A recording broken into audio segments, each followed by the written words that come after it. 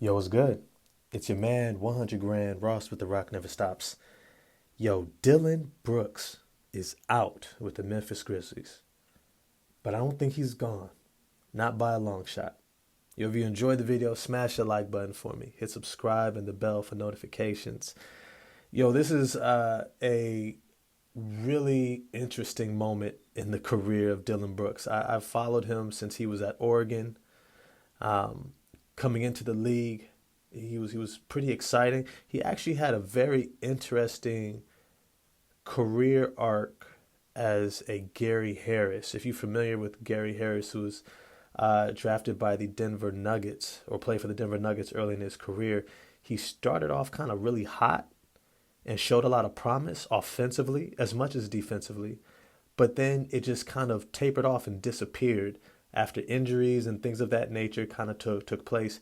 Never really quite regained his offensive form that he showed promise for early on. And Dillon Brooks is similar, and I kind of want to dive into his career and his situation in this video. Um, let me just start off by saying, yo, the Memphis Grizzlies. I don't know if they watched my video. I doubt it, but if they did, yo, they listened to your boy. They listened to me. I said that they needed to grow up if they were going to reach their potential as an organization. And it wasn't about the players, it was about the organization itself.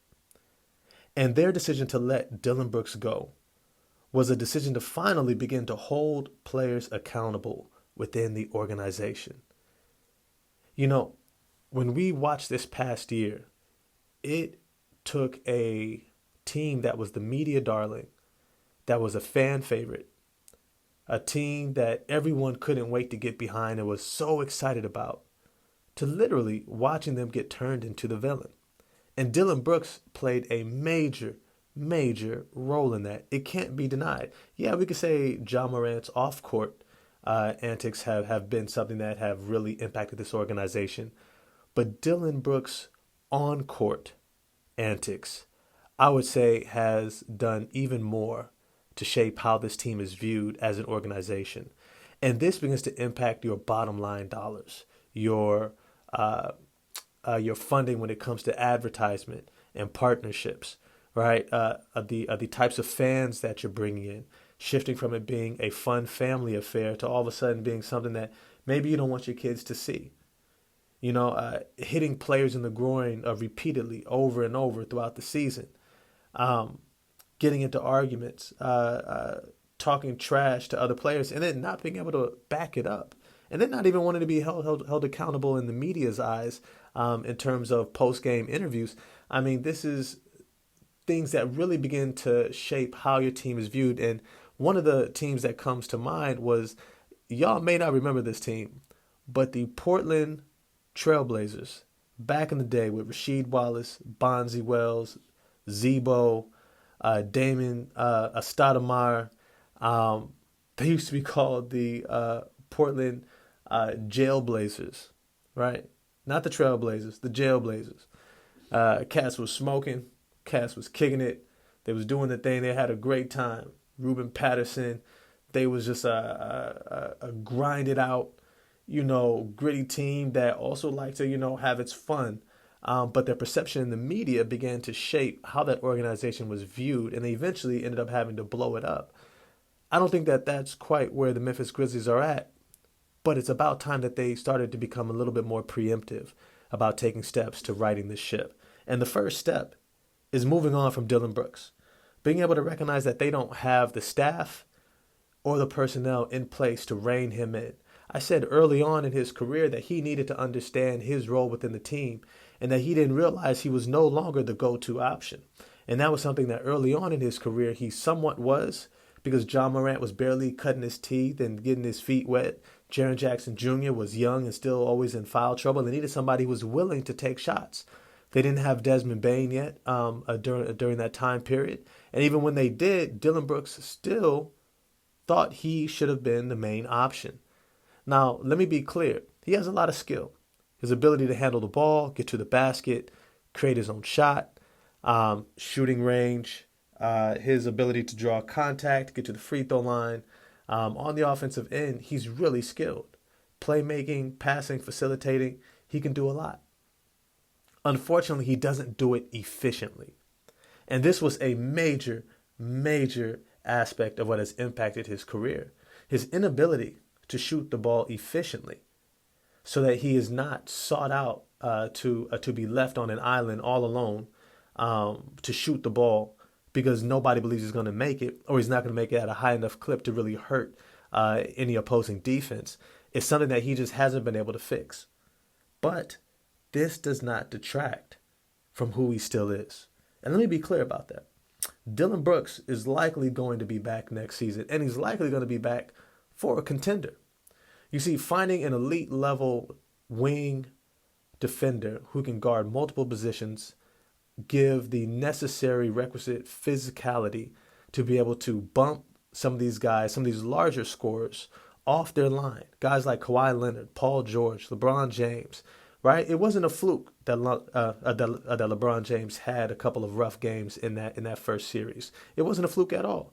Dillon Brooks knows what he's doing and he knows what he's capable of on the defensive end. It's just that when you're going up against greatness, right? Greatness is going to trump great defense pretty much every single time eventually. Even LeBron was able to drop a triple-double and have an incredible NBA Finals against a prime Kawhi Leonard in San Antonio, right? Even though we credit Kawhi, he grabbed the Finals MVP because he was able to slow him down despite having an incredible statistical NBA Finals, right? Superstar players do what superstar players do. But having somebody who you can say, look, you go guard this guy so that it doesn't take 2, 3, 4, 5 players on defense every single possession having to help out on him in order to slow him down. And so because of that skill set, he's going to be in demand.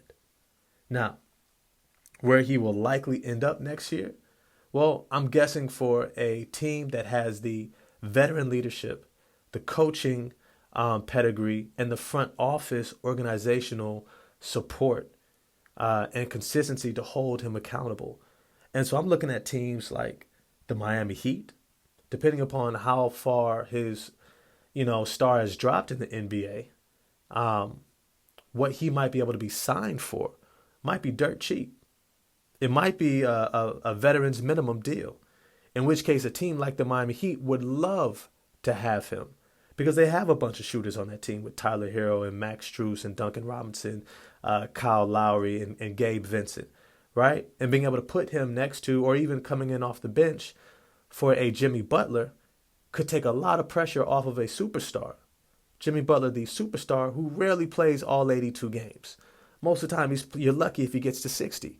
And so for those other 20-plus games, you're going to need a primary defender who can slow him down, and I think he would fit in perfectly.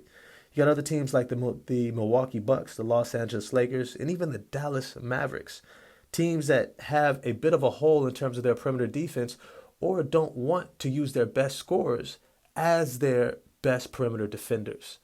And so this is what I see the outlook being for Dillon Brooks next year. Definitely let me know if you agree in the comments section. Now, what is it going to take for Dillon Brooks to actually turn the corner and change his career around? Well, I would have him look into these other playoff performers. And one in particular that reminds me a lot of him is Josh Hart. Josh Hart, coming out of Villanova, is just a consummate professional and winner. But he does a lot of the things that Dillon Brooks has within his wheelhouse to do. He has the ability to defend multiple positions. He has a low center of gravity and very physical and tough. He can rebound the ball exceptionally well. He handles the ball really well to be able to advance the ball and actually do some facilitating, getting the ball into the hands of shooters and getting you into your offense. He's somebody who can attack the rim and finish through contact. And all these things are extremely important. But you know what he also does on the offensive end is he takes good shots. Dillon Brooks, you got to stop taking those bad step-back threes. You got to stop taking ill-advised threes when the defense leaves you open on purpose, when there's still time on the shot clock. Attack the rim, see if you can draw a defender or draw a foul, kick the ball out to a shooter, right? Do some playmaking. Get to the rim, draw some fouls, get to that free throw line. Help your team in other ways outside of trying to be a shooter. If you could do that, I think you're going to have a great career. I think he's got the skill set and the other supplementary skills that I mentioned before that will allow you to stick around in the league. But what the league does not have time for is guys who are immature and guys who don't know who they are in this league. Yo, if you agree with me, let me know in the comment section. Also, let me know what you think of the video. I definitely respond to all the responses in the comment section. Like, subscribe, and I'm going to holler at y'all next time. Peace.